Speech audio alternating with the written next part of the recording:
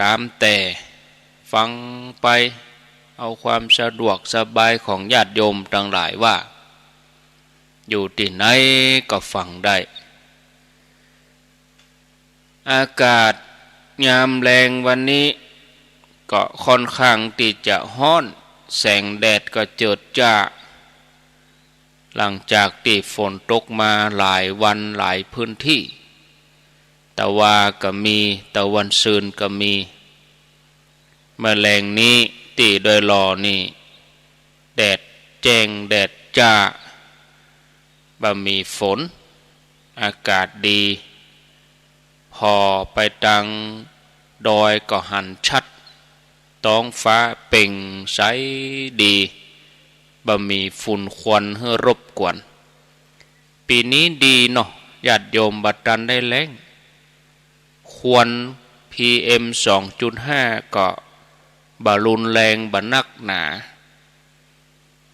ผ่านช่วงปีใหม่เมืองมาก็ฝนตกหลายหาหญ้าหือต้นไม้ใบหญ้าเขียวจุ่มก็ถ้าจะแรงก็ปุ่นประมาณต้นพฤษภาบุญแห่งกรรมถ้าเลยกลางเดือนพฤษภาไปในนี้บ่มีแรงละเพราะว่าเข้าสู่เดือน8เดือน9ไปแล้วเนาะญาติโยมทั้งหลายฝนก็จะลงมาละ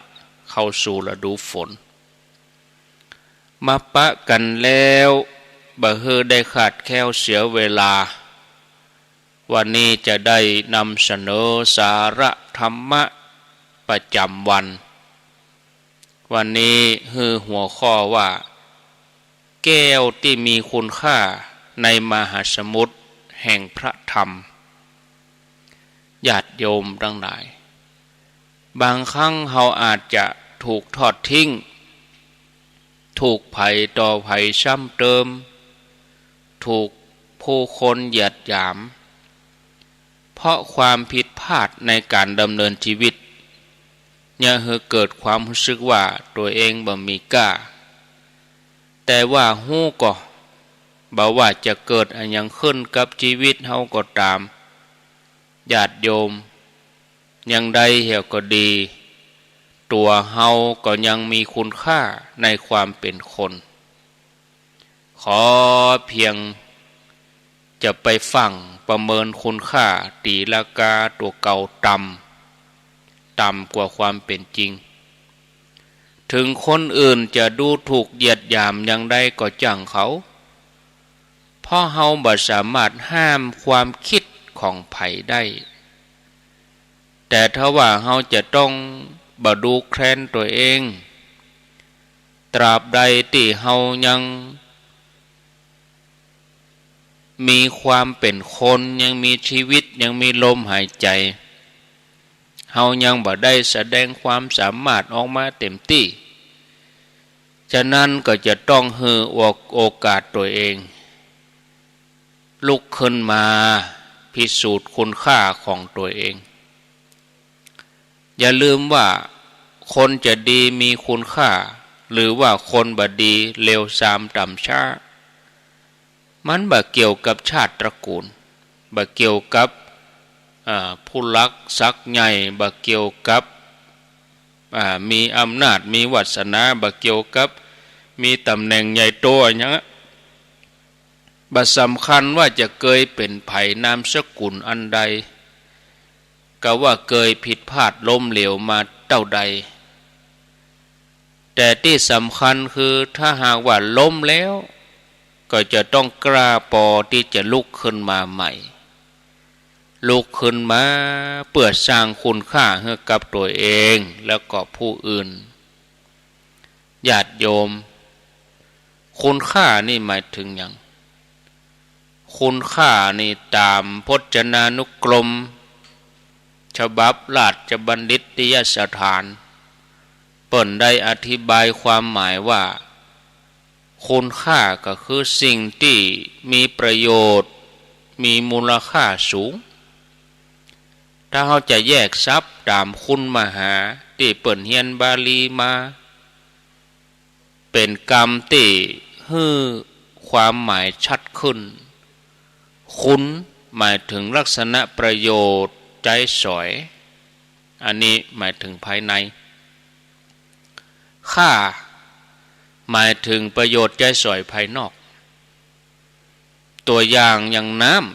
ำกุลของน้ำนี่คือให้ความเย็นก้าของน้ำก็คือดับความกระหายสร้างความจุ่มชำระร่างกายล้างสิ่งสกปรกออกไปได้เอามาประกอบอาหารได้สารพัดตัวน้ำนี่วัตถุสิ่งของกู้อย่างกู้ชนิดย่อมมีตึงคุณมีตึงค่าอยู่ในตัวเหมือนอย่างนักกวีผู้ได้มีอารมณ์สุนทรีเปิ้นได้แต่งบทกลอนผูกเป็นภาษิตไว้ว่าคุณค่าของไฟอยู่ที่ความร้อนคุณค่าของค้อนอยู่ที่น้ำหนักคุณค่าของผักอยู่ที่วิตามินคุณค่าของดินอยู่ที่ความอุดมสมบูรณ์เข้าท่าดีบทนี้เอาไปเขียนติดเนาะ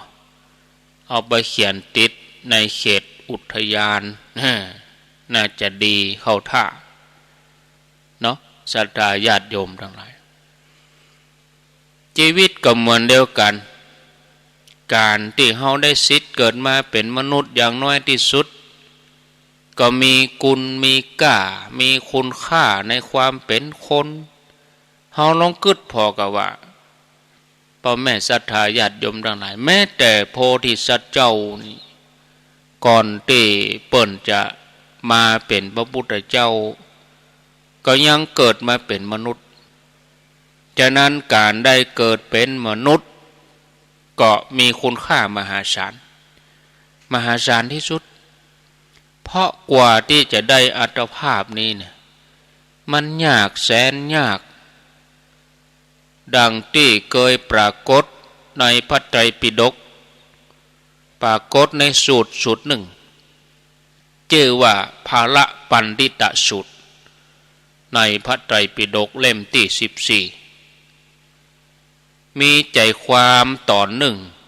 ส่วนหนึ่งสรุปให้เข้าใจง่ายๆว่าบุรุษโยนแอ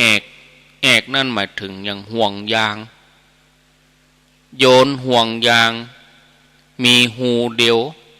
เอาจ่งลงไปในมหาสมุทรแล้วก็ห่วงยางนี่ก็ลอยเคว้งคว้างอยู่กลางมหาสมุทรอีกทั้งมีลมทะเลทั้งสี่ทิศปัดมาในเวลา100 ปีจะมีเต่าตาบอดตัวหนึ่งพดจดโผล่ขึ้นมาเป็นไปได้ก็ว่าเต่าตาบอดตัวนั้นจะเอาหัวเอาคอมาซุบมาสวมมาตัดห่วงยางนั้นพอดีมันเป็นไปได้ยากแน่นอนว่าช่วงเวลาที่บรรจบลงตัวกันพอดีเป๊ะมันแทบจะเป็นไปบ่ได้คือมันยากที่เต่าตาบอดตัวนั้นจะเอาคอมาซุบตัดกับห่วงยางนั้นลักษณะอย่างนี้เปิ้นว่ายากแล้วแต่พระพุทธเจ้าพระองค์ทรงตรัสว่าการได้เกิดมาเป็นมนุษย์นั่นยากแสนยากยิ่งกว่าเต่าตาบอดที่เอาหัวไปซุบกับห่วงยางทุก100 ปีถ้าอู้โดยวิทยาศาสตร์ด้านตรรกวิทยานี่เฮาลองลับตานึกถึงภาพที่เฮาเป็นทารกน้อยอยู่ในท้องแม่ก่อนที่จะมาเป็นตัวเนี่ยญาติโยมทั้งหลายโอ้ผ่านวัฏสงสารมาเท่าใด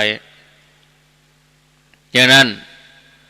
ก่อนที่จะลุกขึ้นสู้เปลี่ยนแปลงปฏิบัติ วิธีที่เราจะมาเปลี่ยนแปลงการดำเนินชีวิตของเราจากเดิมๆแล้วเราก็มุ่งไปเพื่อพิสูจน์คุณค่าเพิ่มคุณค่าให้กับตัวเก่าอันดับแรกนี่เราก็ต้องเชื่อก่อนว่าตัวเรามีคุณค่าตัวเรามีความหมายเราก็มีศักดิ์ศรีเหมือนเดียวกันกับคนอื่นมีสิทธิ์มีโอกาสที่จะประสบความสำเร็จได้รับสิ่งที่เรามุ่งหวังมีความสุขได้เหมือนเดียวกันกับคนอื่นมีคุณค่าคู่ควรที่ได้รับการดูแลปกป้องพร้อมทั้งได้รับการยอมรับจากคนอื่นเราง่ายๆว่าเราต้องหันคุณค่าในตัวเองเราก่อนฉะนั้นญาติโยมบอกว่าเราจะบริสุทธิ์พุทธพองหรือว่ายับยุยี่ตัวเองก็มีคุณค่าอยู่เสมออย่างเรื่องราวที่จะยกมาเล่าให้ฟังดังต่อไปนี้เจ้าวันหนึ่งที่อากาศแจ่มใสณสถาบันการศึกษามหาวิทยาลัยที่มีชื่อเสียงอันดับต้นๆของประเทศอาจารย์สอนมหาวิทยาลัยคนหนึ่งเริ่มบทสนทนาในชั้นเรียนอาจารย์คนนี้โจกเอาแบงค์ปันออกมาแล้วก็ให้นักศึกษาดูแล้วก็ถามว่านักศึกษาทั้งหลายใครอยากได้พ่องโจกแบงค์ปันขึ้นมาโชว์นักศึกษาทุกคนก็ยกมือเกือบทั้งห้องเกือบกู้คนพร้อมกันแต่นอกจากจะบ่ฮื้อแล้วนะอาจารย์ก็ยังขยำธนบัตรใบนั้นให้เสียรูปเสียรอยยับยุยี่ขยำเอาเหลือจากเป็นใบแบงค์ปันก็ขยำเหมือนบนซักผ้านี่เป็นก้อนยับยุยี่แล้วก็ถามนักศึกษาแถมครั้งหนึ่งว่าเธอทั้งหลายนักศึกษามีไผยังอยากได้ธนบัตรใบนี้อยู่แถมก็ปาก็ว่านักศึกษาทุกคนก็ยังคงยกมือเหมือนเดิมอาจารย์ก็เลยถามต่อไปแถมว่านักศึกษาทั้งหลายถ้าสมมติว่าแบงค์พันธนบัตรใบนี้ถูกทิ้งไว้บนพื้นแล้วมีคนมาเหยียบย่ำไปย่ำมาสกปรกยังมีไผอยากได้แถมก่อนักศึกษาทุกคนก็ตอบพร้อมกันว่ายังอยากได้อยู่อาจารย์ก็เลยสรุปว่านั่นคือสิ่งที่มีคุณค่าสิ่งที่มีคุณค่าที่พวกเธอได้เรียนรู้ในวันนี้บอกว่าเธอจะทำอะไรอย่างกับธนบัตรใบนี้มันก็ยังคงมีคุณค่า 1,000 อยู่เสมอญาติโยมทั้งหลายคติประโยชน์จากเรื่องเหล่านี้เฮาก็ได้คติประโยชน์ว่าบอกว่าเฮาจะโดนไผดูถูกดูหมิ่นเหยียบย่ำกันแกล้งซ้ำเติมจากการกระทำผิดพลาดล้มเหลวของเฮาอย่างใดเฮาก็ยังมีคุณค่าอยู่ในตัวเองจำให้ได้ว่าเฮาเคยเป็นไผประสบความสำเร็จมามากมายขนาดไหนจะไปยอมให้เหตุการณ์เพียงเล็กๆน้อยๆมันมีผลมีอิทธิพลต่อชีวิตของเฮาในความเป็นจริงของเฮาทุกคนเนี่ยเฮาเคยชนะมาแล้วนับครั้งบ่ถ้วนเริ่มตั้งแต่ตอนที่เฮาเป็นละอ่อนตัวน้อยๆเฮาเริ่มหัดตั้งไข่บ่กองก้นปุ๊บเฮาก็ลุกขึ้นใหม่เฮาเคยหัดพลิกตัวจากนอนคว่ำมาเป็นนอนหงายเฮาเคยหัดย่างหัดเตียวหัดว่ายน้ำปั่นรถถีบเฮาล้มลงไปลุกขึ้นใหม่หลายร้อยหลายพันครั้งแล้วในที่สุดเฮาก็ชนะแล้วเฮาก็ทำได้นี่ ญาติโยมหมู่เฮากู้คนถือว่าเป็นคนที่ประสบความสำเร็จมาแล้วนับครั้งบ่ถ้วนเฮาบ่ได้เหมือนคนที่มีข้ออ้างสารพัดเนี่ยที่ว่าฉันทำบ่ได้ยอมแล้วเลิกแล้วพอแล้วญาติโยมทั้งหลายการที่ไผสักคนมาเอาลูกบอลจ้งใส่เฮาปาใส่เฮาขว้างใส่เฮาแล้วเฮาฮับบ่ได้อันนั้นบ่ใจความล้มเหลวเพราะว่าถ้าเฮาบ่ยอมการก็แค่ว่าเฮาเอ่ยปากบอกว่าเอ้าเฮาพลาดไปลองแถมใหม่รับรองว่าถ้าเฮาบ่ยอมพ่ายแพ้แล้วก็ใจเวลากับมันแหมสักน้อยบ่เมินบ่นานเฮาก็ต้องหับลูกบอลนั้นได้ความพร้อมต้องอาศัยเวลาเป็นสิ่งสำคัญที่จะช่วยคัดเกลาทุกสิ่งอย่างความบดีก็อันที่มีคุณค่าก็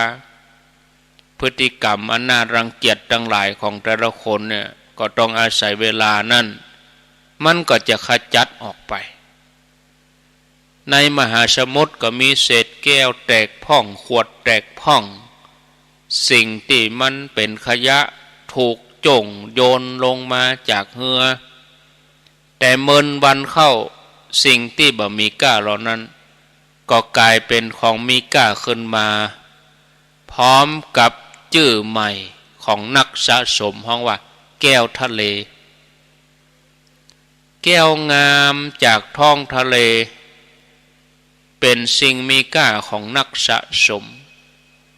ทั้งที่เดิมทีมันก็เป็นเศษขวดเศษแก้วเก่าๆเป็นเศษขยะที่คนพอข้ามแต่เมื่อถูกทรายถูกน้ำทะเลคัด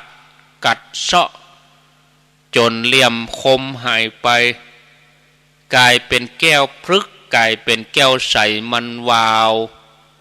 ก็บ่มีพิษบ่มีภัยอันยังกับไผ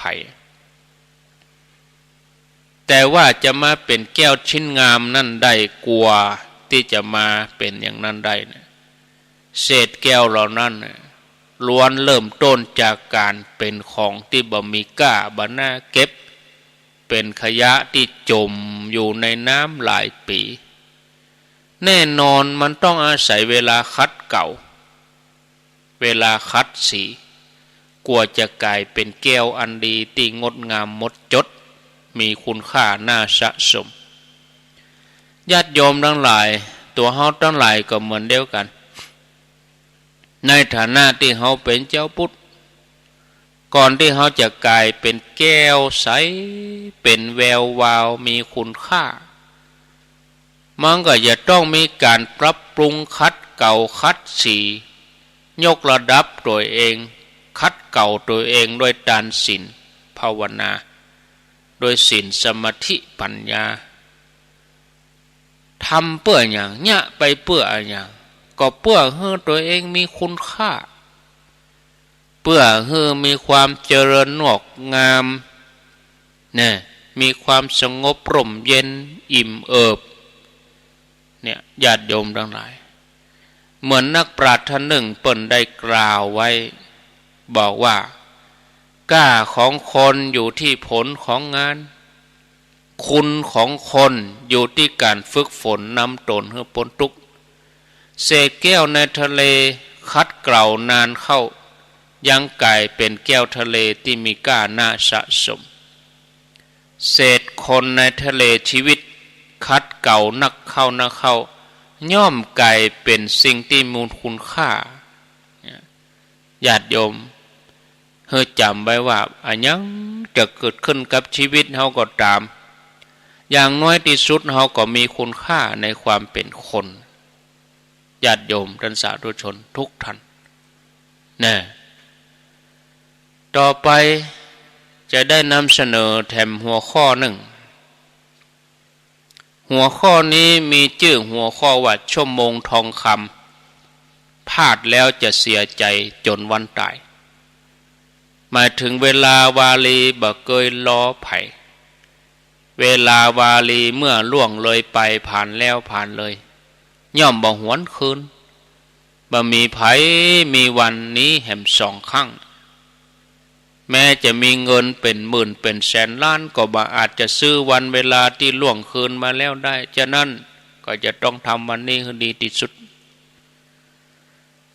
เฮือใจเวลาร่วมกับคนที่เฮาคิดว่าเปิ่นมีความปรารถนาดีเปิ่นหวังดีเฮือดีที่สุดเฮือทุกเสี้ยววินาทีเป็นเวลาที่ลับตานึกถึงครั้งใดแล้วอิ่มใจเหมือนญาติโยมทั้งหลายได้ไปกินไปทานได้ร่วมบุญกิจกรรมมาอย่างที่ผ่านมาบ่ว่าวัดใดเหนือโต๊ะออกใต้ไปร่วมงานอะไรอย่างที่ไหนก็ตามเวลาญาติโยมก่อนนอนทบทวนก็อิ่มใจตื่นมาก็ม่วนใจสำราญใจแล้วทบทวนแล้วก็บ่รู้สึกผิดนะที่ตัวเองได้ตัดสินผิดพลาดไปพออย่างน้อยเนี่ยญาติโยมทั้งหลายอันเนี้ยเป็นช่วงเวลาที่มีค่าเป็นชั่วโมงทองคำท่านมหาวุฒิชัยหรือว่าท่านเจ้าคุณใหม่ววชิระเมธีที่เปิ้นอยู่ไร่เชิญตะวันเจียงไฮ้บนเปิ้นได้มาอู้ถึงเรื่องชั่วโมงทองคำท่านมหาววชิระเมธีหรือว่าท่านวนี่เปิ้นได้ย้ำถึงกรรมสองกรรมเนี่ยที่บกควรจะอู้หรือมีไว้ใจกับคนที่เฮาอยู่ตัวกรรมสองกรรมนั่นคือกรรมเดียวก่อนกับหูอย่างอีเพราะเฮากู้คนนี่ควรใจเวลาที่เหลืออยู่มันคุ้มค่าเนื่องจากในชีวิตของคนเฮานั้นมีหลายคนที่มานั่งเสียใจนั่งผิดหวังกับสองกรรมนี่ได้ทอดทิ้งชั่วโมงทองคำไปอย่างน่าเสียละเสียดายกรรมเดียวก่อนพอก่อนหู้อย่างอีบอกค่อยมีเวลาที่จะมาไหว้พระสวดมนต์กรรมเดียวก่อนหู้อย่างอีเฮาไหว้พระตั้งแต่แรกแล้วมันเป็นอย่างนี้ญาติโยมทั้งหลายนะท่านผู้ฟังญาติโยมเนี่ยการประพฤติปฏิบัติก็คือว่าเขาจะต้องนึกอยู่เสมอที่คนเขาได้อู้กันว่าระหว่างพรุ่งนี้กับชาติหน้าบ่ฮู้ว่าอันยังจะมาถึงก่อน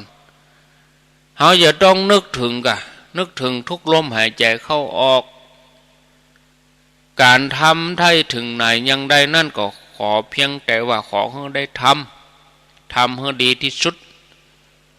ง่ายๆก็คือบดีประมาณ5อย่างบดีประมาณ5อย่างในชั่วโมงทองคำนี้ประมาทจะได้1อย่าประมาทว่าชีวิตจะยืนยาวเฮาบ่ฮู้ว่าวันที่เฮาตื่นขึ้นมาวันนี้เป็นวันแรกของวันที่เหลือก็ว่าเป็นวันสุดท้ายของวันตึงมดที่เปิ้นมดสัมปทานมีไผฮู้2อย่าประมาทว่าตัวเองยังแข็งแรงยังหนุ่มยังสาวยังหน้าใสร่างกายมาบ่เป็นหยังต่อไปมันอาจจะบ่สาวบ่ใหม่บ่ใสยังเก่า3อย่าประมาทในสุขภาพว่ายังคงแข็งแรงบ่หันเป็นหยังรู้บ่หันเจ็บหันไข้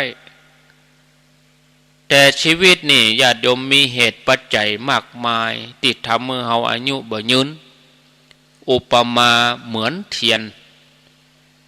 นี่อาจจะดับเพราะลมปัดอาจจะดับเพราะคนมาเป่ามาปัด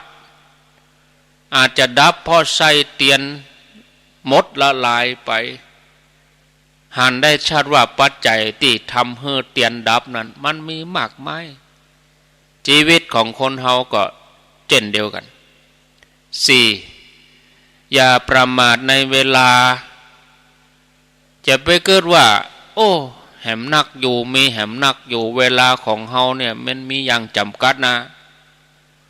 เวลาบ่อาจจะคืนกลับมาได้บ่อาจจะนำมากลับใจใหม่รีไซเคิลเหมือนกับขยะบางอย่างน้ำไหลอายุไขก็ไหลล่วงใบไม้ร่วงชีพก็ล้างอย่างความฝันข้าชีวาคือพระค่ำคืนวันจะกำนันโลกนี้มีงานใดน้ำไหลอายุไขก็ไหลล่วงก็หมายความว่าน้ำที่มันไหลไปบ่หวนคืนกลับ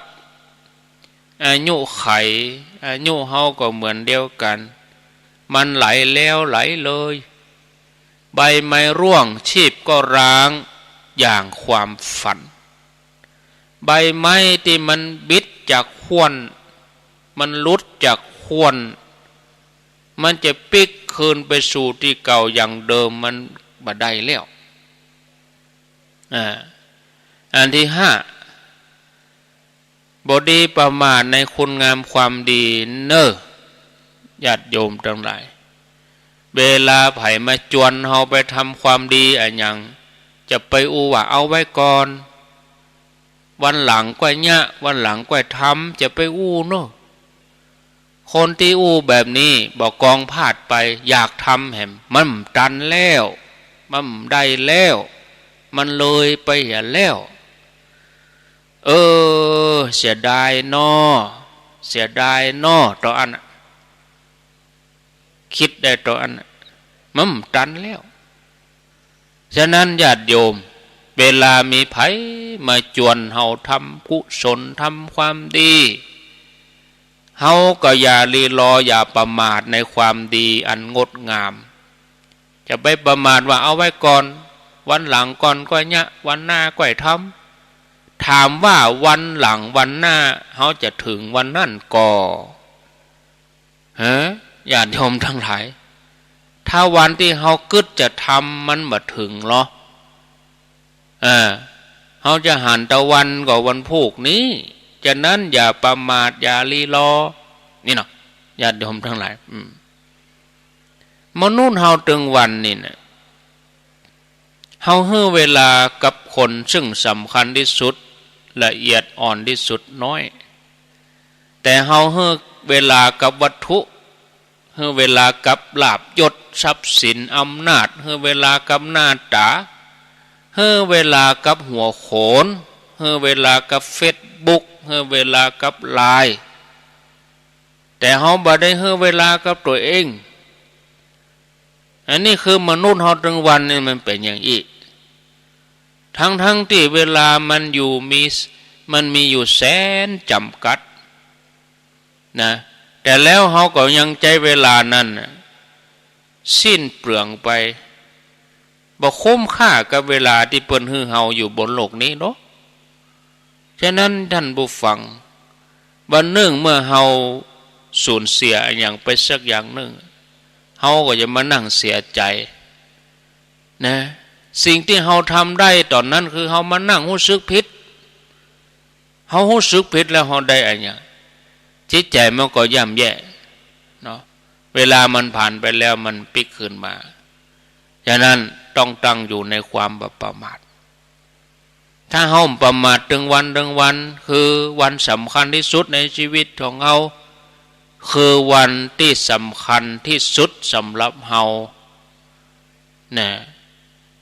แล้วก็เรื่องราวต่างๆระหว่างทางในการเดินทางในชีวิตของเฮาบนโลกใบนี้ที่เฮาที่เฮาจะต้องต้องพบต้องเจอกับคนและเรื่องราวต่างๆมากมายทั้งผิดหวังสมหวังดีใจเสียใจหัวเราะร้องไห้ถ้าเฮาสร้างทุกวันให้เป็นวันพิเศษถ้าเฮาทำทุกวันให้เป็นชั่วโมงทองคำมันเวยปุ๊บปั๊บเนี่ยปุ๊บปั๊บเป็นอะไรอย่างขึ้นมาหรอญาติโยมเฮาบ่ต้องมานั่งเสียใจแล้วเฮาสบายแล้วเพราะเฮาได้ทำดีที่สุดแล้วถือว่าเฮาทำดีที่สุดแล้วเฮาบ่ต้องมานั่งรันทดจิตใจเนาะญาติโยมท่านทั้งหลายนะ อันนี้ก็ไปก็พอเวลาแล้วก็มันเวลานะญาติโยมเนาะพอประเด็นนี้ก็15 นาฬิกา43 นาที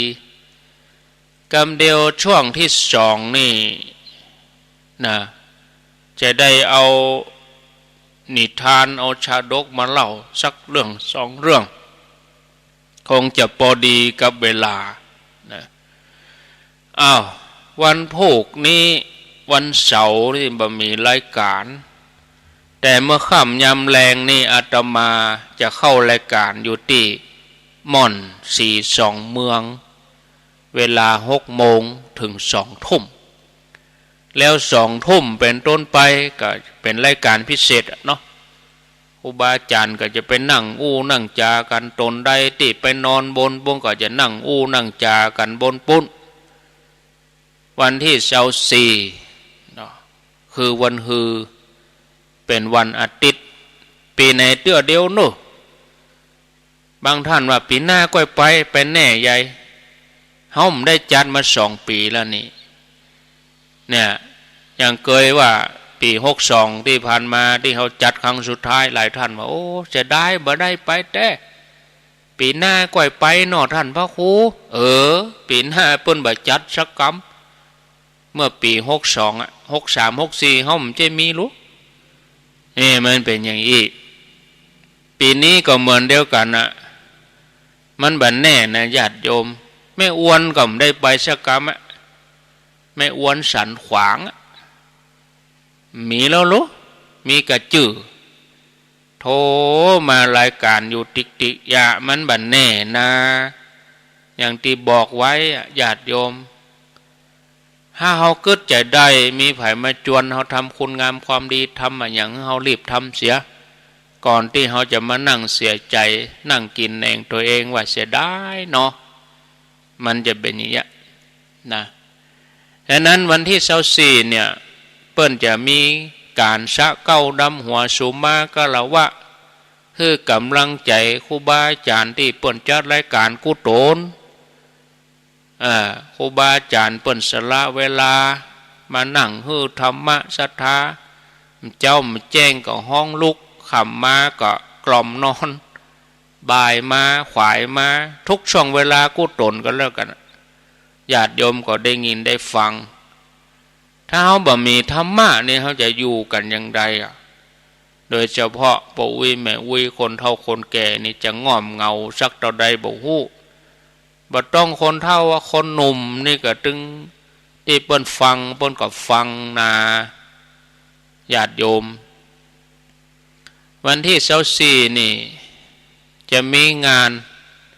สุมากะละวะสะเก้าดำหัวครูบาอาจารย์วิธีการก็คือว่าญาติโยมนะเกียมครัวไปใส่ก๋วยคนเดียวเนาะครัวนั่นนะครัวนี่เอาไปใส่ก๋วยคนเดียวเอาอย่างไปก็ได้เนี่ยเอาอย่างไปก็ได้ก็คือข้าวสุกของกินข้าวสารอาหารแห้งมาม่าปลากระป๋องข้าวแคบข้าวแตนเอาอย่างไปก็ได้เตรียมไปเท่าใดก็ตามเจตนาอาตมาจะเกียมสาเกียมก๋วยไว้เฮืออยู่35 ก๋วยเอาแวดถาด4 แจง5 6 30มันมี4 แจงเนาะแจงละ10 แกนแจงละ10 แกนมัน35ก็เฉลี่ยเอาไปนะญาติโยมทั้งหลายก็ญาติโยมก็เดินวนอย่างเฮาเวียนเทียนเนี่ยอย่างเฮาเวียนเทียนรอบพระธาตุลวดเอาขัวใส่ก๋วยนั่นเต็มแล้วก็เอาไปใส่ก๋วยปุ้นก๋วยแกนที่1เต็มก็เอาไปใส่แกนที่5แกนที่5เต็มก็ไปใส่แกนที่10ก็แย่งเอาแล้วก็จะมีจืดติดเถอะตนภัยเป็นภัยครูบาอาจารย์รูปใดท่านใดส่วนปัจจัยที่ญาติโยมจะถวายนั่นก็เอาไปปักต้นรวมเพื่อจะมีต้นรวมเป็นต้นกล้วย แล้วก็มีไม้หีบหนีบไว้ญาติโยมเขียนชื่อลูกบ้านไปโรยใส่ซองเหียชื่ออันยังนามสกุลอันยังอยู่บ้านอันยังไปถึงก็เอาซองนั้นยื่นให้ตุรุงยองยื่นให้โคศกเปิ้นอ่านเสร็จแล้วก็เอามาปักต้นคนเดียวใกล้พิธีก็จะมีเจ้าหน้าที่เปิ้นเก็บแล้วเปิ้นจะเอารวมกันหมดแล้วก็จะได้เฉลี่ยถวายครูบาอาจารย์35ตนนั้นเต้ากันหมดถ้าเหลือกว่านั้นก็เอาเติมให้เปิ้นอยู่ไกลเปิ้นอยู่แม่แจ่มเปิ้นอยู่วัดจันทร์ก็ครูบาอาจารย์อยู่ไกลลำปางก็ตั้งฝางก็ยะเขาก็ถวายให้เปิ้นเนาะอันเนี้ยญาติโยมในวันที่24แล้วก็น้ำเขาเม่นส้มปล่อยนี่ก็เฮือเกียมลูกบ้านไปเอาใส่ขวดน้อยไปนึกเอาใส่ขวดไปแล้วก็เอาไปถอกใส่ถังเฮือเกียมไปอยู่2ขวดแรกอันนี้บ่ต้องใส่ส้มปล่อยบ่ต้องใส่อันยังเป็นขวดน้ำบริสุทธิ์น้ำเปล่าอันนี้เป็นน้ำบาดน้ำมนต์เป็นบาดสแตนเลสหลวงน้ำมาจากน้ำมันพ่องว่าเอาน้ำ7 บ่อ9 บ่ออันนี้น้ำ100 บ่อพันบ่อบ่ก็เพราะว่าน้ำบาดาลมันถึงเป็นน้ำบาดาลเนาะญาติโยมเอาใส่ขวดมาถ้าว่าน้ำ7 บ่อ9 บ่อน้ำ100 บ่อพันบ่อพนเอามาคนขวดแล้วก็เอาถอกใส่บาตรนั้นมาถึงก็เอาน้ำเปล่าถอกใส่บาตรน้ำมนต์อันนั้นเป็นบาตรน้ำมนต์ส่วนน้ำที่เป็นน้ำขมิ้นส้มปล่อยนั้นก็เอาใส่ในจะเป็นถังไว้ฮื้อถังสีดำถังพลาสติกถังใหญ่ถังน้ำนะถังใหม่เกียมไว้ฮื้อแล้วอันนั้นเป็นน้ำขมิ้นส้มปล่อยเขาก็เอาไปถอกรวมกันก็เหมือนน้ำจิตน้ำใจของเฮาทั้งหลายที่รอหลอมร่วมกันฟังธรรมะเจ้าแรงบ่ายค่ำฟังธรรมะเจ้าแรงบ่ายค่ำคือกำลังใจอันนี่เฮาแต่ว่าเฮาแสดงอย่างใดเนี่ยบางทีใครหันตนนั้นตนนี้ครูบาอาจารย์ก็ใครหันศรัทธาก็ใครหันพระสงฆ์หันศรัทธาเพื่อก็ดีใจเป็นว่าเฮาตึงวันนี่มีคนฟังอยู่รู้นี่ที่เปิ้นไปวันฮือนี่ก็คือว่าเป็นส่วนหนึ่งอาจจะเป็น1 ใน 5ที่เปิ้นไปบ่ได้เปิ้นก็อยู่บ้านอนุโมทนายกมือสาธุตัวหมู่ที่ไปก็เป็นตัวแทนอีน่ะเนาะก็คะแนนเฮาไปกันถ้าเฮาไปได้ก็ไปวันที่24นะสุมากลวะสะเกาดำหัวครูบาอาจารย์ญาติโยมก็ทยอยไปตั้งแต่8 โมงถึง10 โมง10 โมงก็จะเริ่มพิธีไหว้พระรับศีลพอเวลาก็อาจจะสัก9 โมงครึ่งเนาะเพื่อเจริญพุทธมนต์เพื่อถวายเพลครูบาอาจารย์เจริญพุทธมนต์ญาติโยมก็ตั้งสติอนุโมทนา11 โมงถวายเพลครูบาอาจารย์ที่เปิ้นมีธุระก็จะได้ถวายทานให้เปิ้นก่อนทานให้เปิ้นแล้วก็จะได้กลับแล้วก็ช่วงบ่ายก็จะมีแหมประมาณเที่ยงกึ่งเอามาเอาแรงนะถ้าเอา2-3 โมงก็อินดูคนอยู่ไกลก็ประมาณสักเที่ยงกึ่งเริ่มพิธีแถมกรรมอันนี้สุมาการวะพระสงฆ์ตุเจ้าพระเนนหนุ่มน้อยอายุวสาหนุ่มน้อยก็จะได้สุมาการวะครูบาสังฆะตนเฒ่าตนแก่ได้ทำงานร่วมกันบางทีก็ได้กายกรรมวจีกรรมมโนกรรมตั้งใจก็กลัวเป็นบาปเป็นกรรมศรัทธาญาติโยมได้ตำหนิติเตียนตนนั้นอย่างอันตนนี้อย่างอีตนนั้นบ่ถูกหูตนนี้บ่ถูกใจเฮาก็กลัวเป็นบาปเป็นกรรมนะฉะนั้นเฮาก็ไปสุมาการวะกันจะเป็นอโหสิกรรมไปเป็นอภัยให้กันไปปี1เนาะญาติโยมทั้งหลายมันก็จะได้ ลงเนาะอันนี้ก็เชิญชวนตัววันที่24เนอะท่านผู้ฟังญาติโยม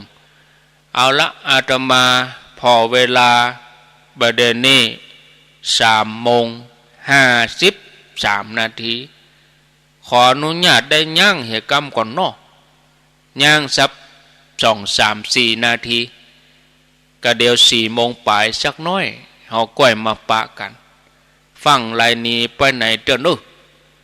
พักฉันน้ำเตียวไปเตียวมาเหตุสักกรรมก่อนช่องที่2ก็จะมาเล่านิทานธรรม4 โมงเกิงก็ก้อยโทรมาถ้าบัดใจบัดจันบัดตันเวลาบัดใจเวลาก็บอกควรดีโทรมาเด้อ4 โมงเกิง16:30 นาทีก็ก้อยโทรมาเนาะอนุโมทนาเจริญพร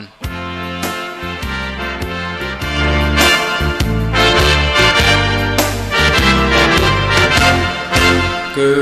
ดเป็นคนอย่าเห็นแก่ตนและดี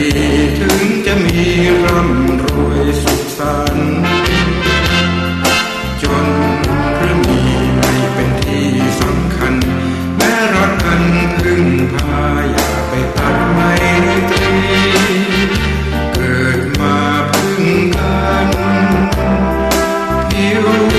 พรรณใช่แบ่งศักดิ์ศรีวันนี้เราอยู่คิดดูให้ดีถึงจะจนจะมีอย่าไปสร้างเวรกรรมคืนไปทำชั่วไปอาจต้องใช้กรรมเวรอย่างง่ายโลกหลงเพราะคงจะเกิดลำเค็ญสร้างบุญพระพันคงเห็นร่มเย็นพ้นความกังวลถึงวิบัติขัดสนผลบุญนำให้ศีลธรรมมั่นใจไม่ต้องไปกังวลถึงจะมีจะจนเกิดกุศลบนใจ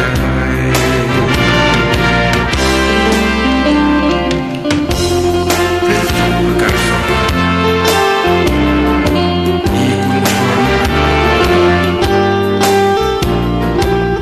โทษทนเสน่ห์คนขันหายในการ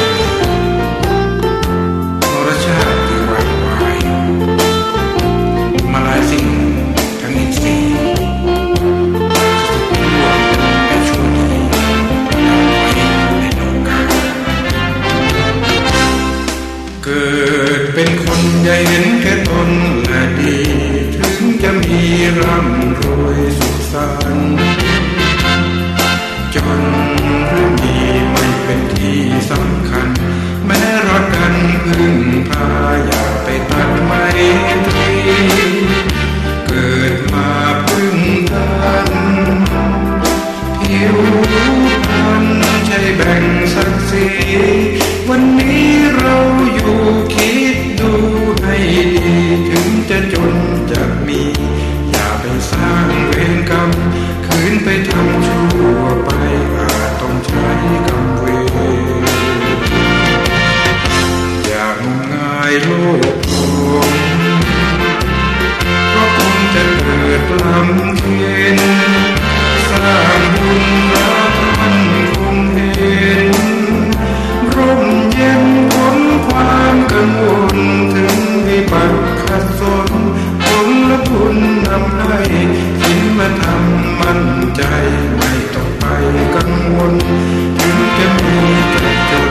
เกิดกุศลบนใจ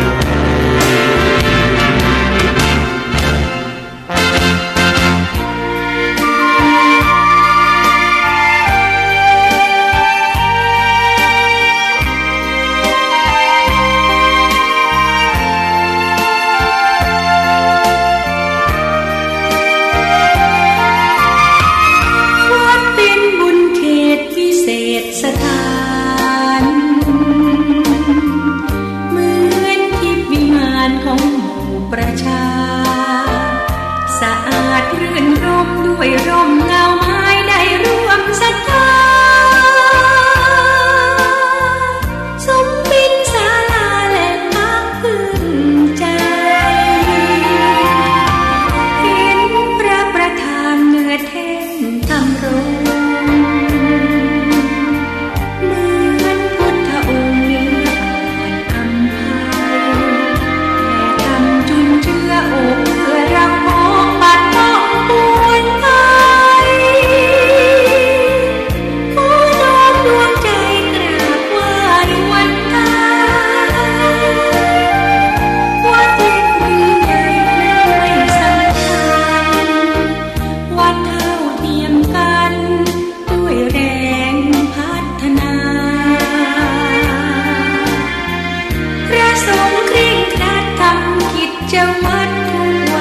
เวลามีจิตเมตตาต่อชาวสังคมระฆังกังวานขานเร่งศรัทธาคิดพัฒนาวัดให้เหมาะสมดื่มด่ำธรรมะขจัดตัณหาอย่าติดอารมณ์ขอเชิญชื่นชมสู่ลมอาราม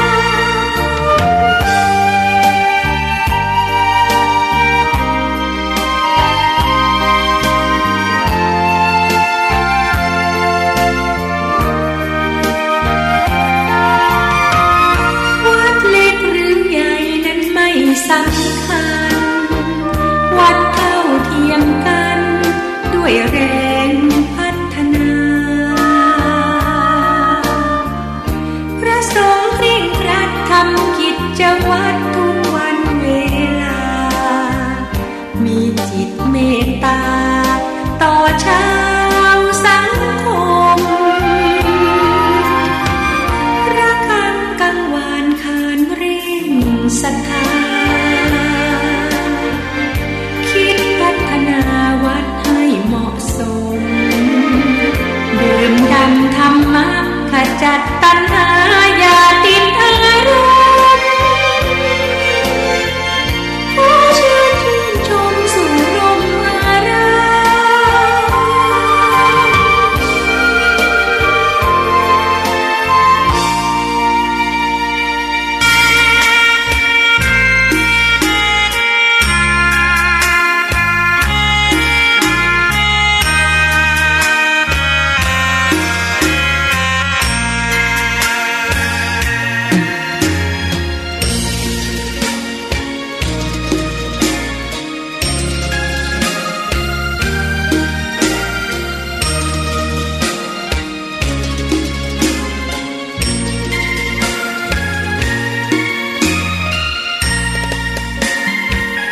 ดอกบัวดอกหนึ่ง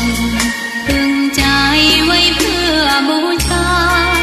แด่องค์พระศาสดาสัมมาสัมพุทธเจ้ามีความงามเงียบไม่เปรียบเทียบเขาเทียบเราใครมองไม่งามช่างเขาแต่เจ้าก็คือดอกบัวด้วยความสัตย์ซื่อยึดถือความดีเป็นหลักใครรักไม่รักก็ไม่จงปรักมองมัวเมื่อโผล่พ้นน้ำก็เห็นความงามในตัวไม่ยึดติดในตมชั่วขอเป็นดอกบัวดอกดีใครไม่มองว่าบัวงามเด่น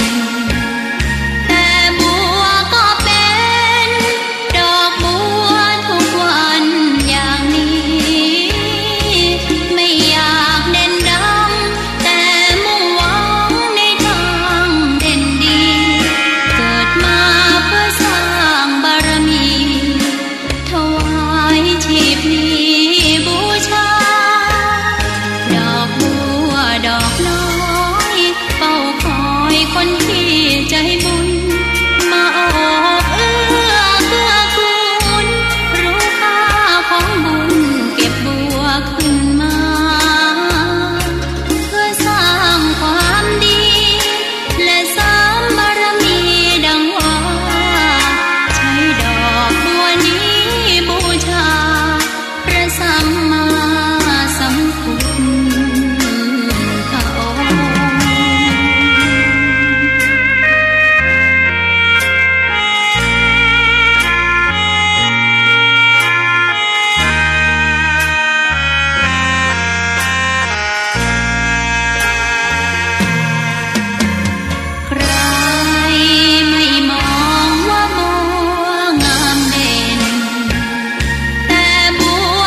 เป็น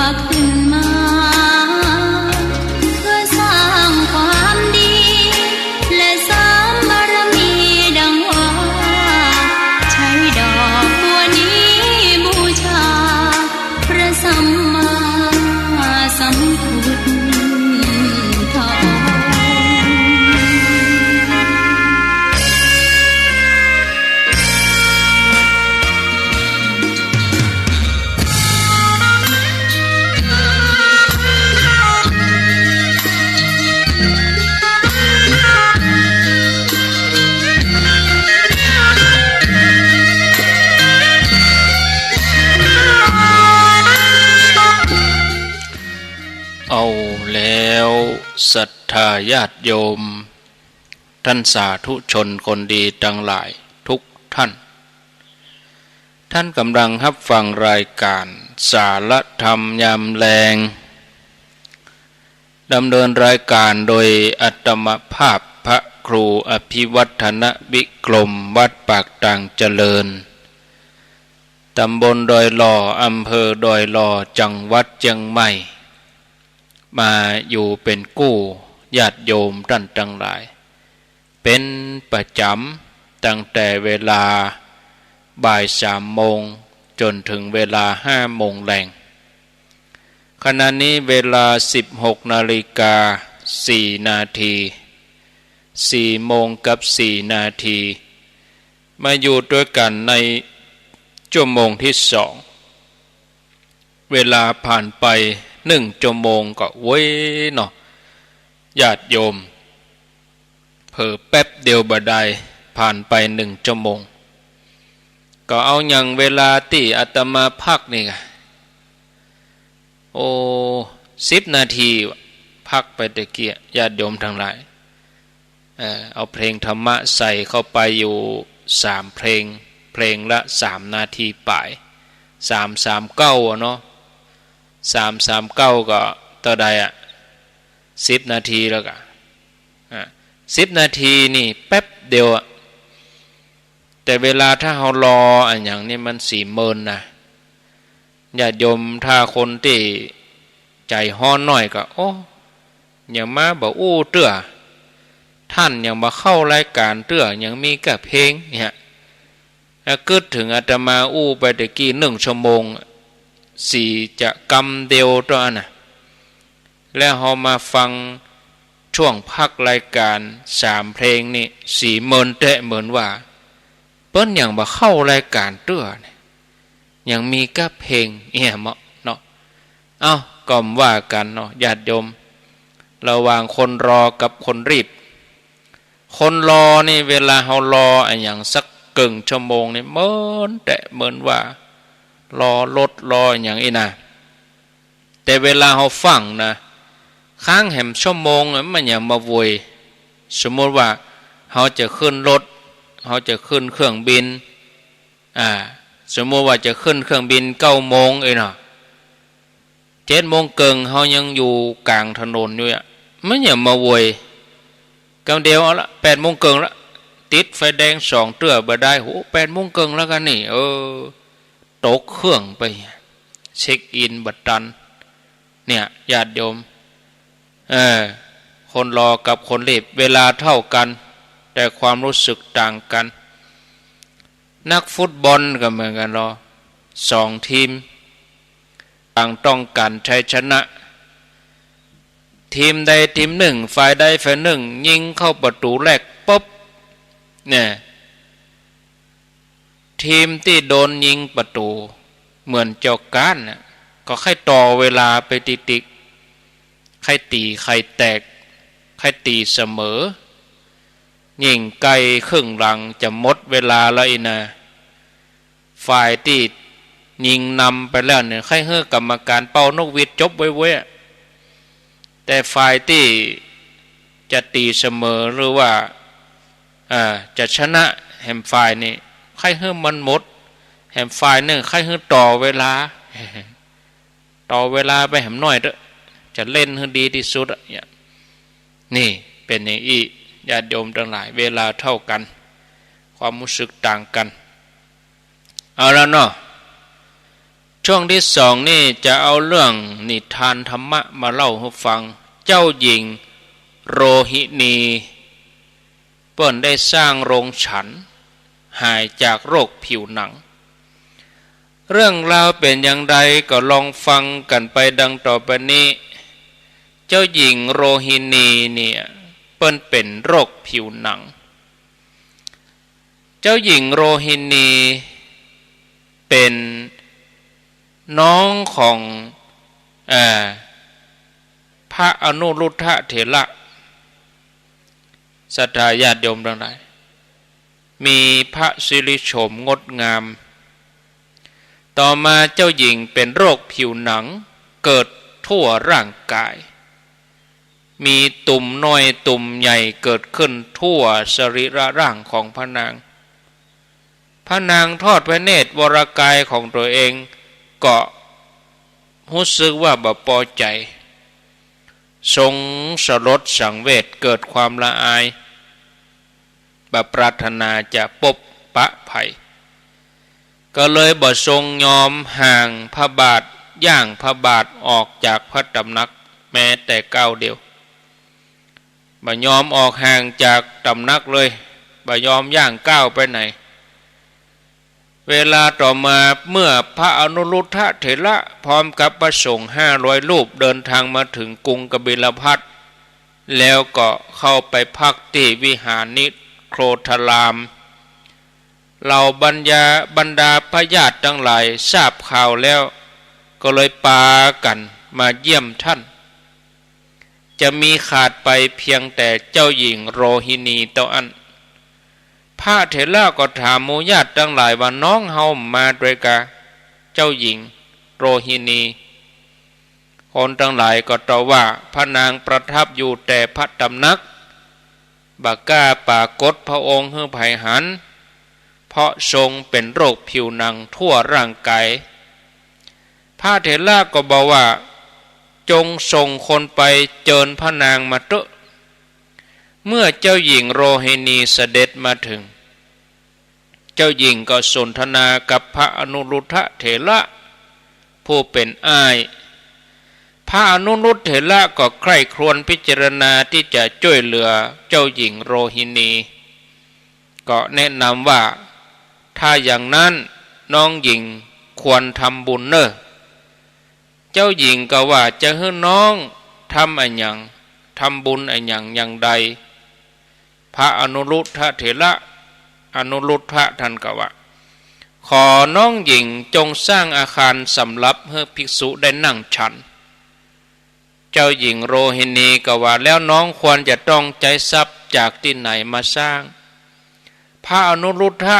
ก็บอกว่าก็เอาเครื่องประดับของเธอยังมีอยู่ก็เจ้าหญิงก็ว่ามีอยู่พระอนุรุทธะก็ว่าเครื่องประดับเหล่านั้นน้องหญิงเกิดว่าจะมีค่าสักเท่าใดเจ้าหญิงก็ว่ามีค่าราคาประมาณ10,000 กหปณะน่าจะได้พระอนุรุทธะก็ว่าถ้าอย่างนั้นขอน้องหญิงเอาเครื่องประดับเหล่านั้นไปขายแล้วก็เอาทรัพย์มาสร้างเจ้าหญิงก็ว่าแล้วไผจะเป็นผู้ดูแลในการดำเนินการแต่น้องเพื่อสำเร็จลุล่วงไปพระอนุรุทธะก็หันไปที่หมู่ญาติทั้งหลายแล้วก็บอกว่าขอให้ญาติทั้งหลายทั้งหมดช่วยกันรับเป็นภาระธุระในการสร้างอาคารหอฉันให้สำเร็จแต่น้องหญิงแม้อาตมาก็จะอยู่ที่นี่จนกว่าการสร้างจะสำเร็จไปเมื่อจะเริ่มการก่อสร้างพระอนุรุทธะก็แนะนำให้น้องสาวว่าน้องหญิงขอเธอจงสร้างหอฉันเป็นอาคาร2 ชั้นเมื่อการสร้างในส่วนที่เป็นชั้นล่างเสร็จแล้วขอให้เธอไปทำกิจโดยการไปปัดไปกวาดให้เธอทำความสะอาดชั้นล่างปูอาสนะให้พร้อมตั้งน้ำใจน้ำฉันด้วยตัวเองเนอะแล้วก็นิมนต์พระสงฆ์มานั่งให้เปิ้นได้นั่งพักนั่งดื่มนั่งฉันเจ้าหญิงก็ปฏิบัติตามนั้นในขณะที่กำลังกวาดเพลโรคผิวหนังที่เกิดทั่วร่างกายนั้นก็ค่อยๆเบาไปมาไปนะ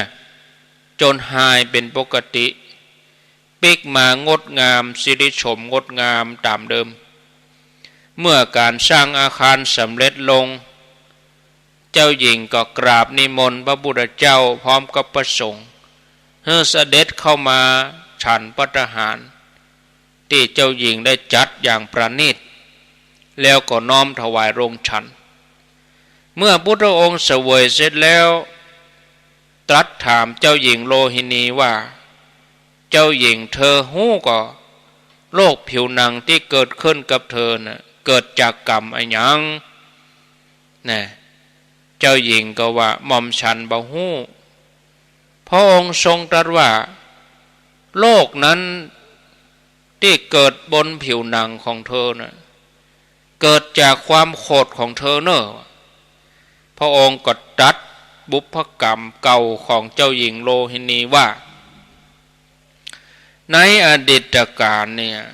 พระนางเกิดเป็นมเหสีของเจ้าเมืองปาราณสีแล้วพระนางบอกพอใจแม่หญิงนางฟ้อนนางลำคนหนึ่งซึ่งเป็นนางฟ้อนนางลำของพระสวามีเจ้าหญิงทรงสั่งให้คนรับใจเอา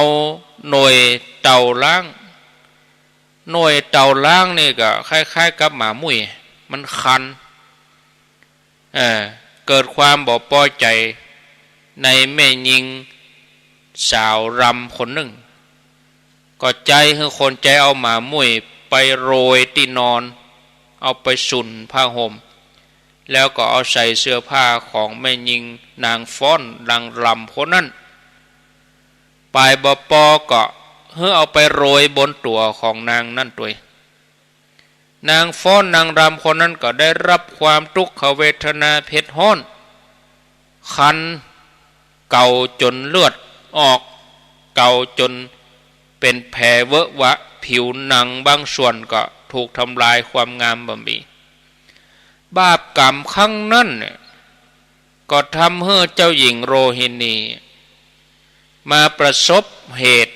คือได้รับความทุกข์ทางกายครั้งนี้พระองค์ทรงตรัสสอนว่าโรฮินีกรรมที่เธอทำในปางก่อนด้วยความโกรธความบ่พอใจความอิจฉาคืออิจฉาที่สาวงามคนนั้นงามเหลือเธอเป็นมเหสีพญาเจ้าเมืองนางฟ้อนนางลำคนนั้นมาฟ้อนลำส่องหน้าพระพักตร์นางฟ้อนนางลำคนนั้นมีความงามมากกว่าเธอมีความอิจฉาเธอมีความโกรธถึงจะเล็กๆน้อยๆก็บ่ควรทำแล้วพระองค์ก็ทรงตรัสถามว่าบุคคลพึงละความโกรธความถือตัวก้าวล่วงสังโยชน์กิเลสเครื่องผูกสัตว์ก้าวล่วงได้ทั้งสิ้นความทุกข์ทั้งหลายย่อมบัดตกมาถึงบุคคลนั้นเพราะจะบัดติดในนามรูปย่อมบ่มีกิเลสเครื่องกังวลเมื่อจบธรรมเทศนาเจ้าหญิงโรฮินีก็บรรลุโสดาบันทันใดนั้นพระชวีวันของพระนางก็เปล่งปลั่งสดใสทรงมีพระสิริชมงดงามยิ่งกว่าเก่าในเวลาต่อมาการเวลาผ่านไปเมื่อเจ้าหญิงโลหินีสิ้นพระชนม์ก็ไปเกิดเป็นเทพธิดาอยู่บนสวรรค์จันทวดึงส์พุ่นอุบัติเกิดขึ้นระหว่างเขตแดนเทพวิมานของเทวบุตร4 ตนเปิ้นว่าเทวดาหากได้ไปเกิดดินแดนของไผก็จะอยู่กับเทวบุตรในดินแดนนั้นแต่ครั้งนี้เกิดระหว่างเขตแดนเป็นเทพธิดาที่มีรูปร่างงดงามเทวบุตรถึง4 องค์หันแล้วก็เกิดความสิเนหาเทวบุตรกันลู่กันต่างทะเลาะกันวิวาทกันแย่งชิงว่านางเทพธิดานี่เป็นสิทธิ์ของตนเมื่อตกลงกันไปได้ก็เลยปาเทพธิดาองค์ใหม่ไปพบท้าวสักกะเทวราชให้ตัดสิน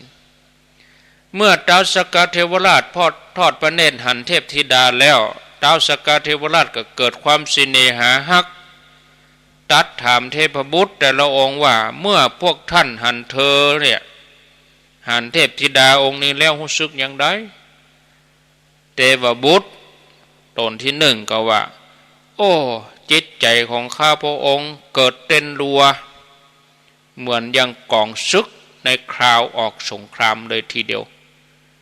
ขณะนี้จิตใจของข้าพระองค์ก็ยังบัดสงบด้วยนี่เทวบุตรองค์ที่สองก็ว่าจิตใจของข้าพระองค์นี่เหมือนห้วงน้ำใหญ่ไหลบ่าเข้าท่วมมาประเด็นนี้ตนที่สามก็ว่าตั้งแต่ข้าพระองค์ได้หันนางเทพธิดาดวงตาของข้าพระองค์ก็ปูดโปนดุดจะลุดออกมาเลยทีเดียวเทวบุตรองค์ที่สี่ก็ว่าโอ้จิตใจของข้าพระองค์เป็นดุจธงปักยอดเจดีย์ถูกลมแห่งบกสะบัดเลยพระเจ้าค่ะพญาอินทราสกะเทวราชได้ฟังอย่างนั้นแล้วพระองค์ก็ตรัสวิงวอนว่าโอ้ท่านทั้งหลายถ้าพวกท่านบ่ได้นางไปจิตใจของพวกท่านยังปอข่มเอาไว้ได้แต่สำหรับเฮานี่ถ้าหากว่าเฮาบ่ได้นางเทพธิดาองค์นี้เฮาก็เป็นอยู่ต่อไปบ่ได้เฮาจะต้องตายแน่ๆเราเทวบุตรทั้งหลายก็ว่าข้าแด่มหาราชหมู่เฮาบ่ต้องการให้พระองค์สิ้นพระชนม์หมู่เฮาขอถวายพระนางนี้แก่พระองค์แล้วก็ปาการแยกย้ายกลับไปตั้งแต่นั้นมานางเทพธิดานั้นก็อยู่ในสำนักของท้าวสักกะเทวราชปรากฏเป็นที่ฮักเป็นที่ปอพระทัยของท้าวสักกะเทวราชทรงตามใจทุกอย่างบ่ทรงคัดสิ่งที่นางขอเลยญาติโยมทั้งหลายเอาละเรื่องนี้ก็ได้คติว่ากุศลและอกุศลที่ทำแล้วบ่สูญหายกรรมของไผที่ทำไว้ย่อมบ่สูญหายไปไหนก็จะต้องได้รับผลของกรรมนั้นและกรรมเป็นของเจ้าของคนนั้นคนโง่เขลาผู้ชอบทำกรรมชั่วหยาบก็จะต้องประสบเหตุที่ตัวเองได้ทำในปรโลกไปหน้าต่อมาญาติโยมเรื่องที่สองคงจะพอดีกับเวลานะแอมประมาณสัก10 นาทีก็พอดีเรื่องที่สองนี่ผู้หันนางฟ้าเป็นปีศาจสมณะเทพบุตรเรื่องราวนี้เป็นอย่างไรก็ลองฟังกันไปดังต่อไปนี้ครั้งพุทธกาลมีภิกษุรูปหนึ่งบวชแล้วตั้งใจบำเพ็ญวัดปฏิบัติข้อวัดปฏิบัติความเป็นภิกษุนี่ปฏิบัติอย่างเคร่งแห่งกล้าตลอด5 พรรษาได้ห่ำเฮียนศึกษาปฏิบัติตามพระธรรมวินัยจนหูรอบดีแล้วเนี่ยเมื่อป้น5 พรรษาแล้วเปิ้นก็เฮียนกรรมฐานที่เหมาะสำหรับอุปนิสัยตัวเองก็เป็นผู้ที่บ่มีความกังวลบ่มีความภาระอันอย่างละเข้าไปในป่าบำเพ็ญเพียรกรรมฐานมุ่งมั่นด้วยความแห่งกล้าทำให้ท่านฝืนธรรมชาติร่างกายที่ควรจะได้รับการพักผ่อนรับนอนเมื่อมนสิการกรรมฐานถึงกลางวันกลางคืนผ่านไปบ่กี่วันก็เกิดลมเสียดแทงขึ้นในร่างกายลมเสียดแทงอย่างรุนแรงจนมรณภาพนอนตายในป่าศพของท่านบ่มีภัยปบความตายของท่านฮ้องว่าตายในขณะที่ทำธุระคือบำเพ็ญเพียรอันแท้จริงเนี่ยภิกษุรูปใดเดินจงกรมอยู่ในที่จงกรมก็ตามยืนพิงหรือว่าจับต้นไม้บริเวณสถานที่จงกรมโดยที่บละความเพียรก็ตามหรือว่าใจจีวรหนุนศีรษะแล้วนั่งหรือนอนพักณสถานที่เดินจงกรมนั้นหรือกำลังแสดงธรรมอยู่บนธรรมาสน์ก็ตามหากมรณภาพไปอย่างปัจจุบันทันด่วนภิกษุนั้นได้ชื่อว่าทำกาละคือตายในขณะทำธุระหรือว่าบำเพ็ญเพียรแล้วภิกษุผู้มุ่งมั่นตนเนี่ยเมื่อมรณภาพในขณะเดินจงกรม ความที่ท่านยังบ่ได้ละกิเลสเครื่องมักดองก็ไปอุบัติเกิดขึ้นเป็นเทวบุตรมีรัศมีสีทองในสวรรค์จันดาวดึงส์มีวิมานใหญ่ดุจคนหลับแล้วตื่นเทวบุตรนั้นรู้สึกตัวเองก็มหันต์หมู่เทวดาเทพธิดา1,000 นางเทวดาทั้งหลายก็มาแวดล้อมแล้วก็มาบอกว่าข้าแด่ท่านเทพบุตรท่านผู้เป็นเจ้าของวิมานนี้หมู่เฮาทั้งหลายจะบำรุงท่านแล้วหมู่นางเทพธิดาก็ต่างบรรเลงดนตรีต้อนรับเทพบุตรตนนั้นยังบ่ฮู้ว่าตัวเองมาเป็นเทพบุตรตัวเองบ่ใช่มนุษย์แล้วแต่ยังเกิดว่าตัวเองเป็นภิกษุอยู่หันหมู่เทวดามาล้อมก็ตกใจเก่งว่าศีลตัวเองจะวิบัติก็เลยดึงผ้ามาปิดเฉวียงบ่าปาดผ้าเหมือนกับพระด้วยความเคยชินแล้วก็ไปยืนก้มหน้าสำรวมอินทรีย์เทพธิดาก็หยุดเล่นดนตรีอาการที่เทพบุตรแสดงออกอย่างนั้นก็ทำให้บรรดานางเทวดาทั้งหลายรู้ว่าเทพบุตรตนนี้ตายขณะที่เป็นพระก็เลยเรียนท่านว่าข้าแด่ท่านเทพบุตรคราวนี้นี่เนี่ยท่านเป็นเทวดาเป็นเจ้าของวิมานนี้ที่นี่คือเทวโลกไม่ใช่เวลาที่ท่านจะมาเจริญสมถะวิปัสสนาเป็นเวลาที่ท่านจะได้เสวยทิพยสมบัติเทวบุตรนั้นฟังแล้วก็ยืนนิ่งเหล่านางเทพธิดาเกิดว่าเขายังบ่ฮู้ตัวว่าเขาตายแล้วเขามาเกิดบนสวรรค์นี่ก็เลยช่วยกันบรรเลงดนตรีแต่เทวบุตรตัวนี้ก็ยังยืนนิ่งสำรวมบ่มองดูนางเทวดาเลยเทพธิดาทั้งหลายก็ได้เอาแก้วที่สะท้อนให้หันตัวเองเสมือนกระจกเอามาวางไว้ตั้งหน้าเทวบุตรเทวบุตรได้หันตัวเองได้หันอัตภาพตัวเองก็ฮู้ว่าตัวเก่าบ่ใช่ภิกษุแล้วเฮาตายแล้วรู้นี่ก็เกิดความฮ้อนใจว่าเฮามุ่งมั่นบำเพ็ญสมณธรรมเพื่อหวังบรรลุอรหันต์เฮาบ่ได้ต้องการได้มาเกิดเป็นเทวบุตรเฮาบ่ได้ต้องการเป็นเทวดาเฮาบ่ต้องการทิพยสมบัติแล้วเกิดว่าเฮาเป็นเหมือนนักมวยเดินขึ้นสู่เวทีหวังจะได้เสื้อคลุมสีทองเป็นรางวัลแห่งชัยชนะแต่กลับได้เพียงหัวมันกำเดียวทิพยสมบัติในเมืองสวรรค์ก็เป็นสิ่งที่หาได้บ่ยากแต่การได้อุบัติเกิดขึ้นของพระพุทธเจ้านั้นเป็นของยากเลยทีเดียวแม้เฮามาเป็นอย่างอี้แล้วเฮาก็บ่ทำลายศีลของเฮาควรจะไปเข้าเฝ้าพระพุทธเจ้าถามถึงแนวทางปฏิบัติตนจะดีกว่าเทวบุตรตัวนั้นก็จวนเหล่านางเทวดาทั้งหลายติดสอยห้อยตามไปเข้าเฝ้าพระพุทธเจ้าที่วัดพระเจตวันในยามราตรีเมื่อถึงแล้วก็ปากันไหว้พระพุทธเจ้าแล้วก็ยืนอยู่หมู่เทวดาเข้าเฝ้านี่เพิ่นจะบันนั่งจะใครใจเฮ่งทูลถามเมื่อได้รับคำตอบแล้วก็กลับไปกลุ่มใหม่ก็มาแถมเทวบุตรก็ถามพระพุทธเจ้ากราบทูลถามว่าลาวป่าหน้าลงไหลกึกก้องไปด้วยเสียงที่หมู่นางอปสรประโคมเป็นป่าที่หมู่ปีศาจอาศัยอยู่ทำฉะไหนจึงจะหนีออกไปได้พระพุทธเจ้าข้าคือเทวบุตรนี่ยังมีสมณสัญญา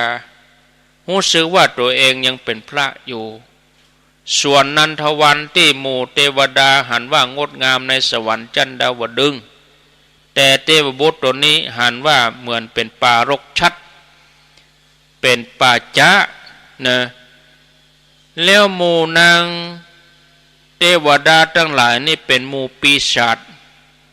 ก็เลยกราบทูลขอพระพุทธเจ้าสอนวิธีเจริญวิปัสสนาที่เป็นเหตุให้ได้บรรลุอรหันต์พระองค์ทรงพิจารณาแล้วหันว่าโอ้เทวดานี้เคยเป็นภิกษุในพระศาสนาของเขาเธอมรณภาพเพราะทำความเพียรเกินกำลังอุบัติเกิดขึ้นในเทวโลกแล้วตอนนี้ร่างกายของเธอยังอยู่ในสถานที่จงกรมนอนตายอยู่หั่นบ่มีภัยพบศีลของเธอยังสมบูรณ์เขาจะสอนเรื่องสุญญตาคือการกำหนดความว่างเปล่าได้เป็นธรรมแห่งอนัตตาแล้วพระองค์ก็ตรัสสอนว่าทางนั้นเป็นทางตรงทิศนั้นชื่อว่าบ่มีภัยรถชื่อว่าบ่มีเสียงดังประกอบไปด้วยล้อคือศีลธรรมหิริเป็นฝาประทุนของรถสติเป็นเกาะกั้นของรถเรากล่าวธรรมมีสัมมาทิฏฐินำหน้าว่าเป็นนายสารถีญาณชนิดนี้อยู่แก่ผู้ใดจะเป็นสตรีหรือบุรุษก็ตามผู้นั้นก็ได้พ้นได้เข้าใกล้จากกิเลสโดยญาณนี้ทางตรงนั้นหมายถึงมรรคแปดนะเพราะว่าญาติโยมทั้งหลายละความกดทางกายนิพพานได้ชื่อว่าทิศบ่มีภัยปกติรถถ้าบ่ได้ยดน้ำมันหรือว่าบรรทุกน้ำหนักเกินก็ย่อมมีเสียงดังแต่รถแห่งอริยมรรคนี่บ่เป็นอย่างนั้นแม้จะบรรทุกสัตว์80,000ก็บ่มีเสียงดังประกอบกับล้อคือธรรมะได้แก่ความเพียรเป็นไปในทางกายและใจหิริโอตปะเหมือนฝากั้นเมื่อนักรบยืนอยู่บนรถก็จะมีฝากั้นบ่ให้ตกลงไปสติดุจเกราะกั้นของมรรคทำได้แก่โลกุตระมรรคสัมมาทิฏฐิในขณะปฏิบัติวิปัสสนานำหน้าคือเป็นเครื่องดำเนินไปก่อนบรรลุมรรคโลกุตระมรรคชื่อว่าสัมมาทิฏฐินำหน้ามีปัญญาหันพระไตรลักษณ์ของว่าวิปัสสนาแล้วก็บรรลุโลกุตระมรรคเหมือนราชบุรุษที่ทำความสะอาดหนทางก่อนที่พระราชาจะเสด็จมาทำตั้งหลายขันธ์อายตนะเป็นต้นมีสัมมาทิฏฐิในวิปัสสนาชำระให้หมดจดสัมมาทิฏฐิในโลกุตระมรรคก็ย่อมเกิดขึ้นในภายหลังฉันนั้นเหมือนกันจบธรรมเทศนาเทวบุตรตนนั้นก็บรรลุโสดาบันแม้องค์พระพุทธเจ้าพระองค์ถึงธรรมสูงสุดคืออรหันต์เพื่อความเป็นอรหันต์แต่เทวบุตรมีอุปนิสัยเพื่อบรรลุโสดาบันต่ออันเหมือนการบริโภคอาหารทุกคนตักกำเข้าตามขนาดของปากตัวเองต่ออันเมื่อเทวบุตรบรรลุอริยมรรคเป็นอริยเจ้าแล้วก็ได้ปูชาพระเจ้าด้วยของหอมเป็นต้นถวายอภิวาทแล้วก็ลากลับไปคติเรื่องนี้ก็ได้คติสอนใจว่าทรัพย์สินเงินทองติดตามไปในโลกหน้าบ่ได้แต่กรรมที่คุ้นเคยติดตามไปได้นะญาติโยมท่านทั้งหลายจบก็จับนะจบก็จับเวลาญาติโยมบ่เนอวันจันทร์บ่นะเนาะก็ให้มาอู้กันแถมต้องเป็นวันจันทร์มาเจ้านะวันจันทร์มาเจ้าก็คือวันจันทร์25ก็ให้มาอู้มาจากับพ่อแม่ศรัทธาญาติโยมแถมกรรมอาตมาก็วันติดก็อยู่ที่42เมืองเนาะอันพวกนี้ฉันเข้ามาง่ายแล้วก็จะไปถึงปูนก็คงไปเพลบดีฉันเพลแล้วก็เกียมสถานที่เนาะเกียมโต๊ะเกียมตังเกียมยังเรียบร้อยปูเสื่อปูสาดเกียมที่นอน3-4 โมงก็ทดลองการออกอากาศ6 โมงก็จะได้ออกอากาศอยู่ที่ปุ่นวันพุกนะที่ม่อนภาษี2 เมืองก็จะไปลืมกันเนอะญาติโยมในวันที่24 งานสะเก่าดำหัวสุมากะละวะครูบาอาจารย์ก็มีญาติโยมหลายผู้หลายท่านเปิ้นได้ร่วมบริจาคร่วมบุญมาบางท่านเปิ้นก็ร่วมมาส่วนตัวบางท่านเปิ้นก็โอนมาอันอย่างใดนั้นแล้วก็วันที่24อาตมาก็จัดสรรปันส่วนให้ญาติโยมได้เกณฑ์ได้ถวายให้ครูบาอาจารย์ในนามเป็นตัวแทนก็ยังคงค้างแถมนักอยู่เนอะกวยตึง35กวยนะประเด็นนี้ก็ได้10ป่ายอยู่กันยังได้หุ่มได้เอาที่ท่านชัยวัฒน์มาเปาะเตื้ออัตใดก็ตะอันน่ะเนาะเพราะจะมามีเวลาน้อยมีเวลาได้อู้เฮ็ด3วันวันนี้เฮ็ดแต่วันก่อนนะก็บ่ได้อู้ครูบาอาจารย์ตนอื่นเปิ้นบางตนปกจัดเมื่อคืนบางตนเปิ้นก็บ่สะดวกประชาสัมพันธ์อาตมาก็มีเวลาเน้นบอกญาติโยมเพียง3วันต่ออัน3วันก็คือตะวาก็ได้อู้เห็นน้อยวันนี้ก็อู้เห็นน้อยวันพุธวันนั้นตะวันซืนนี่ก็ได้เข้ารายการสกรรมเพราะว่าติดงานเขาดำเน้นลักแตนไปเหียวันพุธก็อู้เห็นน้อยก็มีเวลาวันพุธอันนั้นญาติโยมก็เชิญชวนไปร่วมกันในกุศลเจตนารายชื่อก็มีนักอยู่ที่เปิ้นฝากหอมฝากห่วมมานะมีนี่ท่านหนึ่งแต่เจ้าบนโทรมา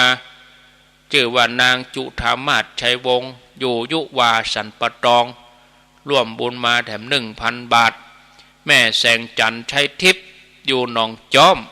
1,000 บาทป่อจรูนแม่ไพบุญปกปิงเมือง500 บาทอันที่ตกค้างก็มีนะขออภัยอันที่ตกค้างก็ขอให้ได้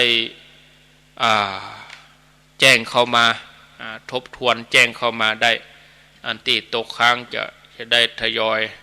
ประกาศอ่านฮือเนาะญาติโยมท่านทั้งหลาย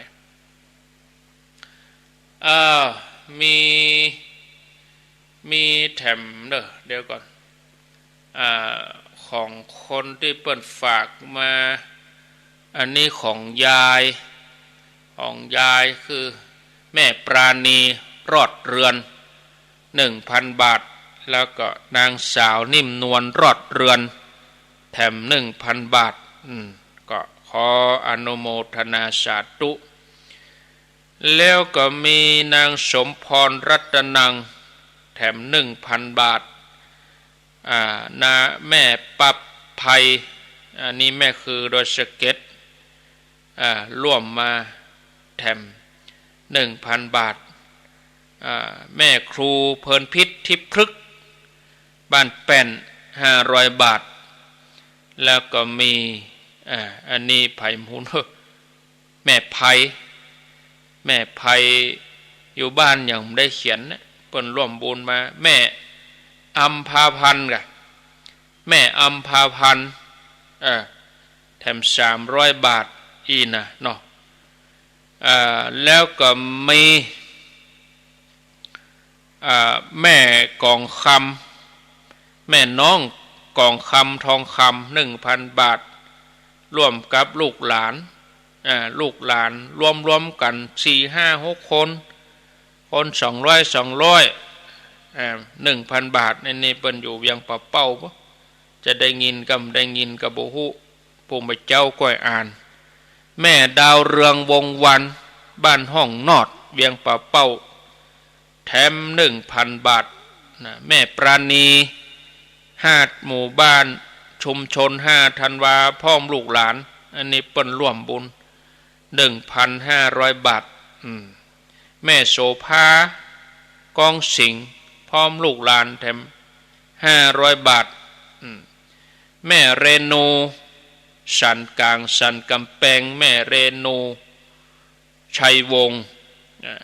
แถม300 บาทแล้วก็ของแม่จงดีเขานี่เมืองฝางนี่เปิ้นรับอยู่5ก๋วย 5,000 บาทมีคณะของแม่จงดีเขาเมืองฝางนี่รถตู้4กันแล้วเนาะ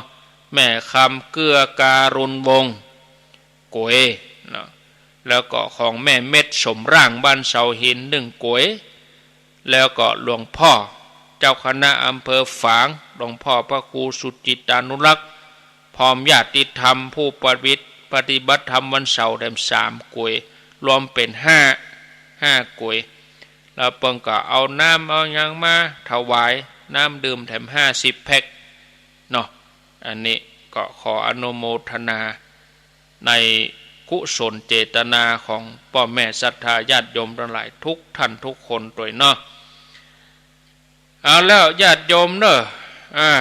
ต่อไปไผจะจะจ่าเวลาหมดลงประเด็นนี้ข้างแถม20 นาทีไผจะจะจ่าก็โทรเข้ามาแจ้งผลการรับฟังเนาะโทรมาจ่าได้ที่หมายเลข0998366322อ้าว0998366322อ้าวมีเข้ามาญาติโยมทั้งหลายโทรเข้ามาแจ้งผลการรับฟังโทรมาจากันได้ฟังอยู่ที่ไหนตั้งใดแสดงความคิดความเห็น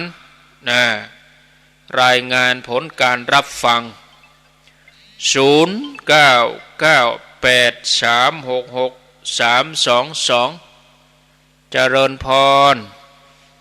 มาประกาศเจ้าค่ะพระครูอ้าวรายงานตัวเลยตอนนี้อยู่ในสเก็ตเจ้าอ้าวว่าต่อกะอาตมากินน้ำอยู่วันนี้ขับดีแต่แต้ไปเจ้า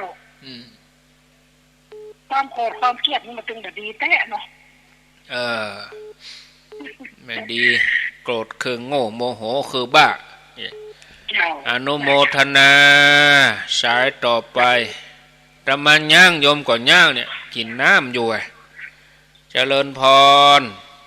สาวภาษาเจ้าพระอาจารย์นี่ไม่ตู้เนอฟังอยู่นะแม่ตู้เจ้าไปอยู่ละปูนไปเนอแม่มันได้อยู่มันร้องนะละปูนบ้านอย่างละปูนบ้านอันยังตำบลมะเขือแจ้บ้านอย่างวัดตะปุ้ยได้ยินทีกะเจ้าฟังเตสถานีไหนนี่ทั้งประเดี๋ยวนี่มันทั้งที่ไหนแม่ปุ๊ดจับนี่มันเป็น104ก็บ่ใจ104กะต้องพูดเขือแจ้นี่104ไฟหินเนาะโมทนาเนอะไฟหินบะเขือแจ้0998366322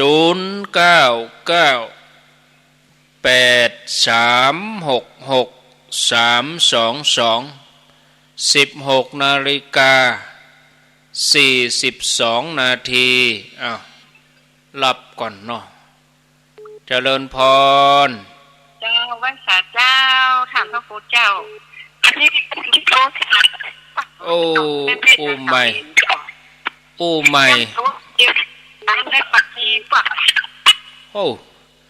โทรศัพท์บัดดี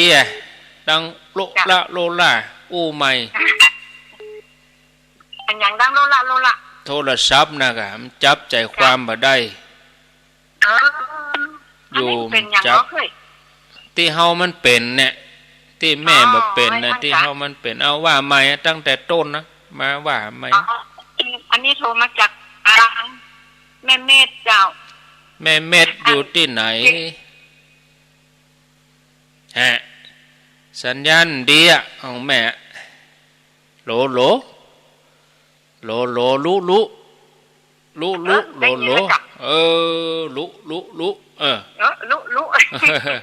แม่เม็ดอยู่ที่ไหนบ้านเสาหินนะเจ้าเสาหินเมืองฝางนะเจ้าเสาหินเมืองฝางอนุโมทนาสัญญาณบ่ดีเนอะไปเสาะที่จับพอคลื่นด้วยพอคลื่นนั้นโทรศัพท์ด้วยว่ามีกี่ขีดไปอยู่ตัดที่จับเพื่อมันได้มีสัก4 ขีดหมอกขีดเดียวนี่มันจับใจความบ่ได้โลละนะคลื่นนี่สำคัญ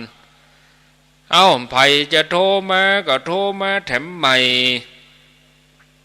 099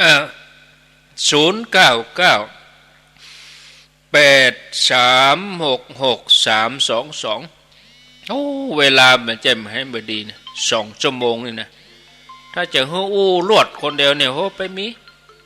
ญาติโยมต้องอู้ตัวพ่องเจริญพรเจริญพรจากที่ไหนโทรมาใหม่แม่จันเทนสลับปีนันทรามสลับปีเจ้าฟังอยู่เนอะนันทรามเจ้าสารพีเจ้าโทรมาใหม่กะเจ้าแม่จังลายไปอู้ท่านนะได้ยินทีเนาะเจ้าได้ยินทีเจ้าฟังคลื่นฝ่ายหินกะเจ้าฝ่ายหินเจ้าฟังมามนแล้วกะกำลังโทรมานี่ฟังเมินแล้วหลายปีละฟังเป็นพลังเงียบอ่ะวันนี้โทรมาเหตุกรรมกะเจ้าดีแล้วดีแล้วโทรง่ายก็เลยโทรโทรมาทุกคนหลายฟังเพิ่นโทรม่วนดีว่ะเป็นยังโทรมาได้เจ้าอยู่ดีมีสุขเนอะเจ้าไว้สัตว์เจ้าอันนี้เพิ่นฟังใหม่ฟังมนแล้วโทรมาใหม่ก็ไปเป็นอย่างยินดีต้อนรับคนเก่าก็3-4 วันก็มาเห็นตัวคนใหม่ก็ดีนะพวกเจ้ามันหมู่เก่านะจองหมดละล็อกเบอร์ไว้เรียบร้อยเจริญพรครับไว้ครับเป็นพระครูโทษจากที่ไหนดอยขม้อครับบักเคยแก้ครับผมดอยขม้อปุ่นก่อนหรอครับผมได้ยินชัดดีเนาะครับชัดเจนดีครับติดตามตลอดนะครับแจ้งแรงครับขอบคุณด้วยครับผมต้องปุ้นได้ฟังกันหลายรู้แต่หลายอยู่ครับขอบคุณเนอะครับผมสาธุสาธุมะเขือเจ้โดยขำหม้อปุ่นนี่ไก่เหมือนกันนะไก่เหมือนกันเจริญพรนี่ที่ไหนเจ้าอันนี้ติวัดติตุเจ้าธรรมะรายการตุเจ้าธรรมะที่ปากทางเจริญนั่นก็เจ้าแม่นกะปิดวิทยุเหียกะโทรศัพท์นี่กะกะนั่นจะเอาอย่างก็ที่วันพูดวันฮื้อเนี่ยเอาฮะก็ว่าเอากะปิเอาอย่างแม่อย่างชื่ออย่างว่าที่วัดชื่ออันพ่ออินเอี่ยมแม่ทัศนีเจ้าพ่ออินเอี่ยมปุ๋ยเนอะแม่ทัศนีครอบครัวเจ้าแม่ทัศนีนามสกุลอย่างเมงทองเจ้าเมงทองอยู่บ้านอย่างนี้อยู่บ้านอย่างอยู่บ้านสันนาเมงเนี่ยสันนาเมงสันทรายเจ้าสันนาเมงสันทรายเนี่ยค่ะแล้วจะได้ไปก่อนแม่จะไปแต่ว่านะถ้าก็ยินยำไปแต่ไปส่งก็จะไปเหตุกรรมกะไปเหตุกรรมกะเจ๊ไก่ลูกหันไปด้วยนั่นเจ้าได้กะครอบครัวนะได้ไม่มีปัญหาแล้วก็ไปเอาเก้าอี้เอาอย่างหรอม่วนนะเนาะเจ้าม่วนนี้ดีแล้วการจุงก็ไปชี้เสือละเจ้าดีแล้วโมทนาเจ้าสาธุป่ออินเอี่ยมแม่ทัศนีนามสกุลเมงทองอยู่สันนาเมงร่วมแถม1 ก๋วย1,000 บาทอันที่24ก็ไปเกณฑ์เนอะหมู่ที่5 ก๋วยนี่จะให้เกณฑ์หมู่เฮาก็เป็นให้เปิ้นเป็นตัวแทนนะบ่ได้ไปกับพวกเกณฑ์แทนเนี่ยก็ได้0998366322เจริญพร นมัสการพระอาจารย์อยู่ในเมืองเชียงใหม่อยู่ในเมืองละฟังมาเมินนะแกวันนี้เป็นวันแรกที่โทรได้ดีวันนี้ตัดสินใจโทรเลยเนาะเจ้าเจ้า มอนฟังมอนจึงเจ้าจึงแรงจึงค่ำเจ้าโอ้แม่บุตรเลยเจ้าแม่บุตรอีกอ่ะเจ้าแม่บุตรในตัวเมืองเชียงใหม่เจ้าอายุเท่าใดแม่บุตร11เจ้าโอ้ฟังกันมาเมินแล้วเนาะเอาหมอแต่แกผู้องค์เลยเจ้าดีแล้วกะดีแล้ววันนี้โอกาสดีได้ผู้ดีใจมีบุญเจ้าม่วนใจเจ้าโชคดีสมาชิกใหม่เจ้าโอ้ยินดีเก่าเจ้ายินดีต้อนรับเนาะนมัสการเจ้าสาธุอันนี้อยู่ในเวียงชื่อว่าแม่บุตรเนาะอยู่ในเวียงอยู่ในเมืองปุตก็โทรมาต้นเด้อมายินดีต้อนรับโทรมาอย่างน้อยก็ฮู้ว่ามีคนฟังอยู่บ่ได้อยู่บ่ได้อู้คนเดียวเจริญพรโทรจากที่ไหนเจ้าว่าแต่เจ้าสวัสดีนี่จับจองนี่เจ้ามันไก่ลูกมันไก่แม่อำไพเจ้าแม่อำไพเจ้าอยู่บ้านหยังอยู่บ้านหยังอยู่ขวางเปาเนี่ยจ้ะขวางเปานิ่มได้เจ้าหมู่11เนี่ยจ้ะฟังชัดดีเนาะเจ้าขวางเปานี่ฟังหลายลูกโธ่เจ้าพี่น้องขวางเปาอังคลักษ์ศพเตี้ยบ้านหลวงเนี่ยเจ้ายินดีเนอโมทนาเจ้าฟังก็มีสาระดีนะจ๊ะเนาะทำแม่นะจ๊ะฟังไปตลอดวันผูกก็มาแถมเจ้า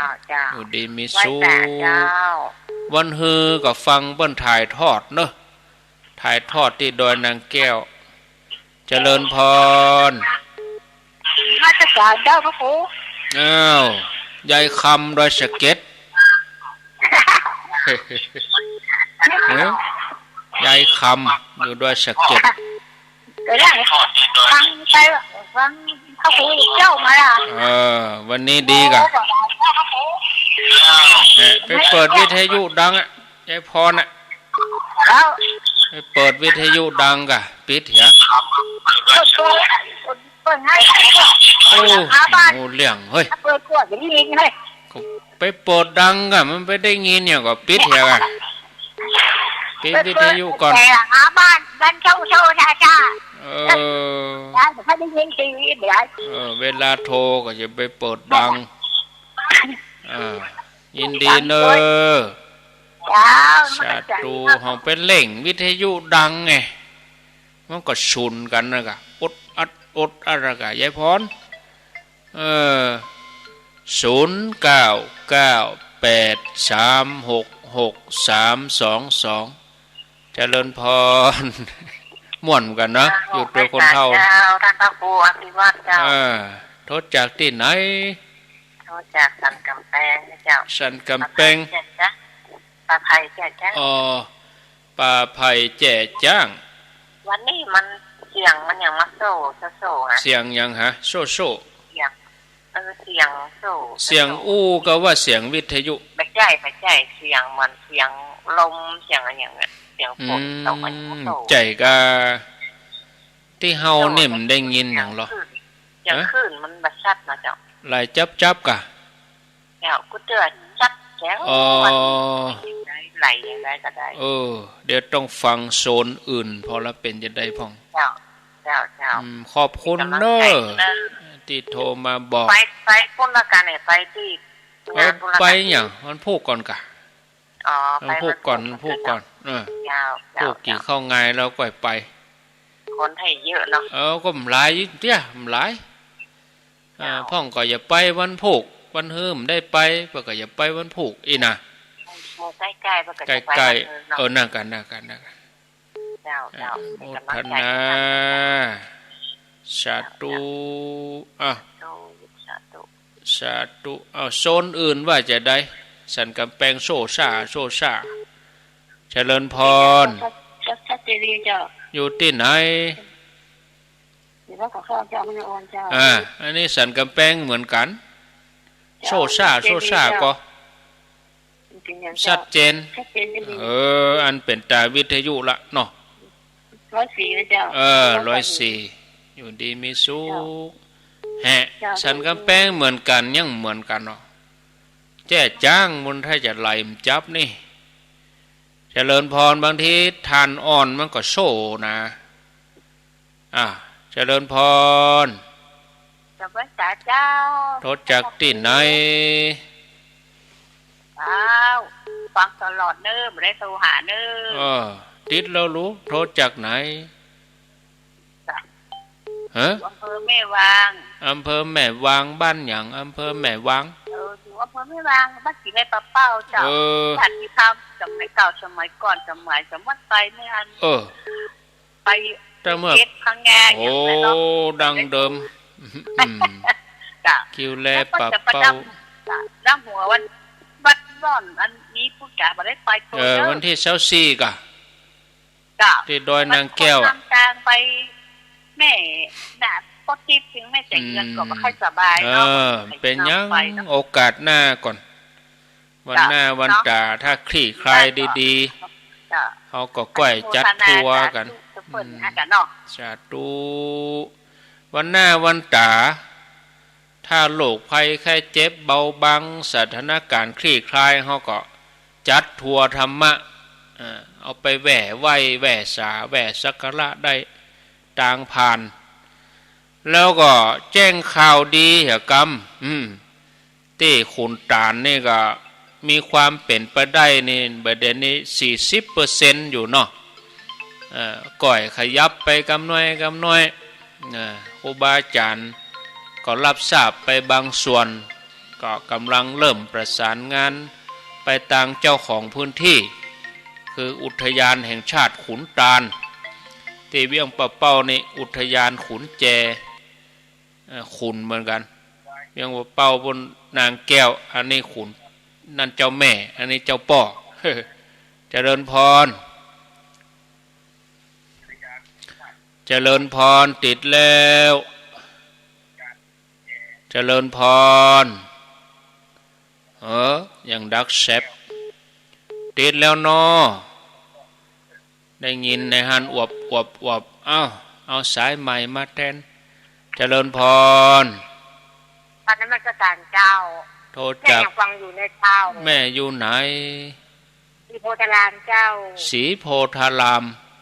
เจ้าก็ยางหลวงไงเจ้าสารปีเจ้าศรีโพธารามนี่เปิ้นฟังหลายเหมือนกันนะเจ้าฟังเจ้าท่านอาจารย์เจ้าอาวาสเปิ้นก็ฟังท่านพระครูวัดศรีโพธารามนะเจ้าได้ปะได้อูเปิ้นแล้วเนาะเปิ้นฟังกันวะเนาะเปิ้นฟังแต่บ่ได้โทมได้เป็นยังเจ้าโชคดีเนอเจ้าสาธุศรีโพธารามสารพี0998366322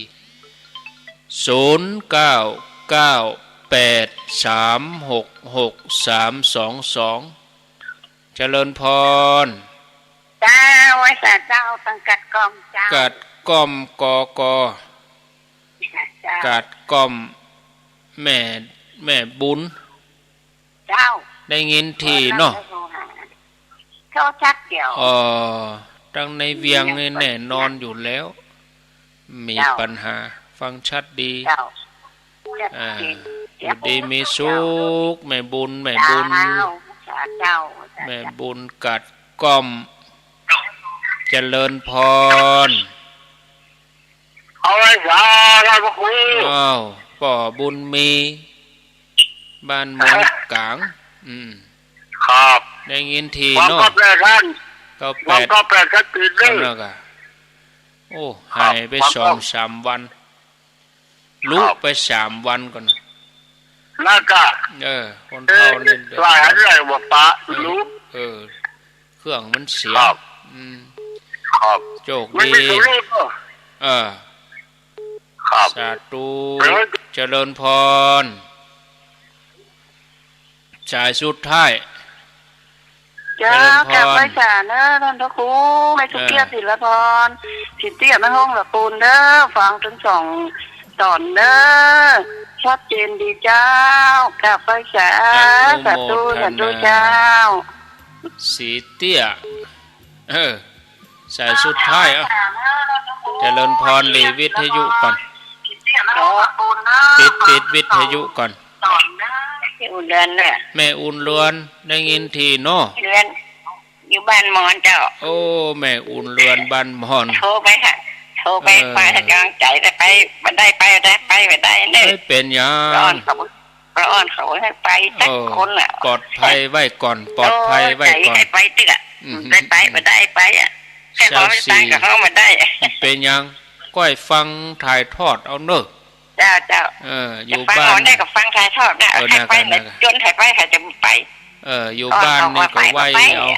บ้านก็ไหวเอาเนอะแต่ยังใครไปเนี่ยแต่นึกตึกอ่ะเขาอยากไปไปได้ไปอีกกันเลยสาธุเลยบางทีก็ความแก่ความเฒ่าอายุสังขารลูกเต้าเขาก็ห่วงใยเขาก็ฟังคำเขานะเขาเพิ่งไปเขาไปเด้อเปิดวิทยุฟังอยู่บ้านเนาะลาไปก่อนนู่โชคดีมีใจ